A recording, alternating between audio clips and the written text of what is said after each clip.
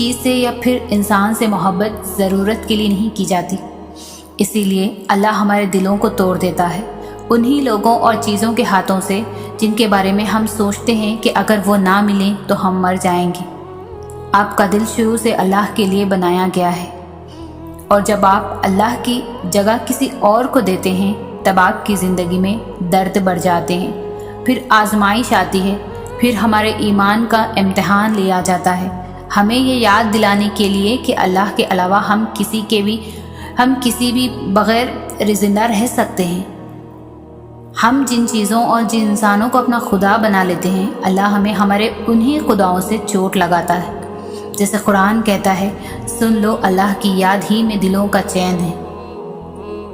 اللہ کی طرف سے آزمائش اس کے پیارے بندوں پر ہی آتی ہے، جیسے اللہ کے محبوب محمد صلی اللہ علیہ وسلم پر تبلیغ اسلام کے دوران آئی تھی، جیسے موسیٰ علیہ السلام پر فرعون کی حکومت میں آئی تھی، جیسے یوسف علیہ السلام پر اندھے کنویں میں آئی تھی، جیسے ابراہیم علیہ السلام پر دھکتی ہوئی آگ کی صورت میں آئی تھی، جیسے یونس علیہ السلام پر مچھلی کے پیٹ میں آئی تھی، جیسے یعقوب علیہ السلام پر بیٹے کی جدائی کے طویل عرصے میں آئی تھی، جیسے زکریا علیہ السلام پر اولاد کی صورت میں آئی تھی، جیسے مریم علیہ السلام پر الزامات کی صورت میں آئی تھی، جیسے حاجرہ علیہ السلام پر صفا و مروہ کی پہاڑی پر آئی تھی۔ لیکن ان سب میں اپنی آزمائش کے دوران صبر کیا اور پورے یقین سے اللہ سے دعا مانگی تو اللہ نے ان کی دعا قبول فرمائی اور انہیں سرخرو کر دیا۔ ان کے لیے معجزے ہوئے اور انہیں بہترین اجر عطا کیا گیا، کیونکہ وہ توکل کرنے والے، اللہ کو اپنا مددگار رکھنے والے پرہیزگار تھے۔ اور آپ جانتے ہیں کہ دنیا کی سب سے خوبصورت چیز صبر ہے، تو اپنے اللہ کے لیے ہر اس چیز پر صبر کرتے رہو جو تمہاری سوچ میں ناممکن ہے۔ وہ چیز، کیونکہ اللہ کے لیے کچھ بھی ناممکن نہیں ہوتا، وہ ناممکن چیزوں کے ذریعے ہی تمہارا صبر آزماتا ہے۔ وہ ہر چیز پر قادر ہے۔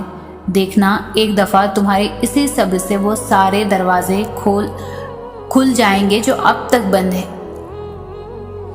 اپنے رب کی رحمت سے کبھی مایوس نہ ہونا اے انسان۔ وہ رب جو تجھے 70 ماؤں سے زیادہ پیار کرتا ہے۔ گناہوں کو اپنے اوپر حاوی مت ہونے دینا، یہ سب شیطان کے وسوسے ہیں۔ وہ تو تمہیں تمہارے رب سے نا امید کرنا چاہتا ہے، کیونکہ وہ تمہارا دشمن ہے۔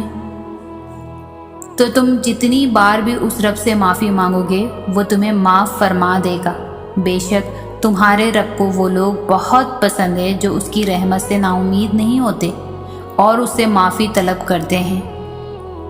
اور جب تکلیف تمہاری برداشت سے باہر ہونے لگے تو سجدے میں گر جایا کرو اور اس رب سے دعا اور صبر طلب کیا کرو کہ جس کے ہاتھ میں تمہاری پوری تقدیر ہے، وہی تمہارے حالات کو بدلنے پر بھی قادر ہے۔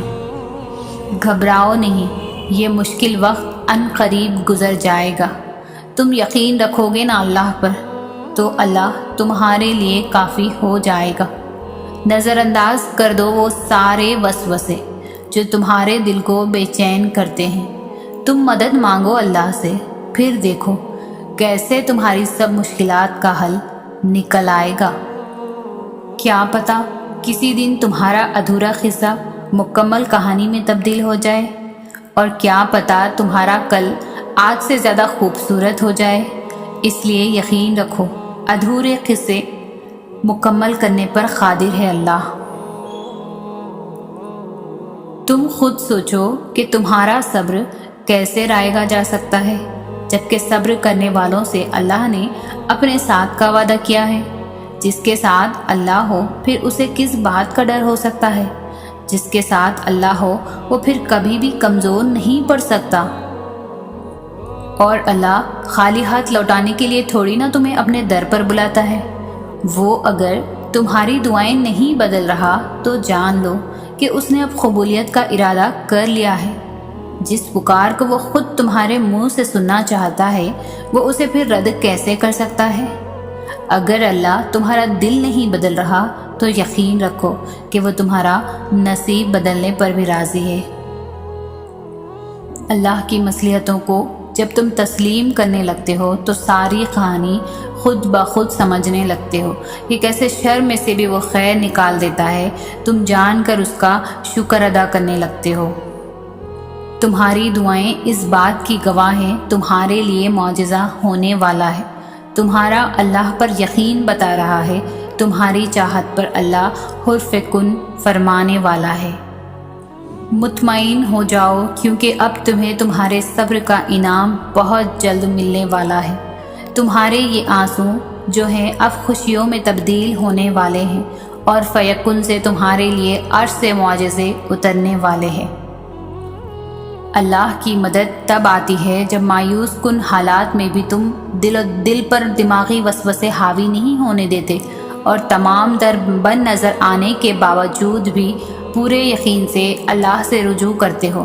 تب وہ تمہارے لیے ایسے ذریعوں سے مدد بھیجتا ہے جن کے بارے میں تمہاری عقل گمان بھی نہیں کر سکتی۔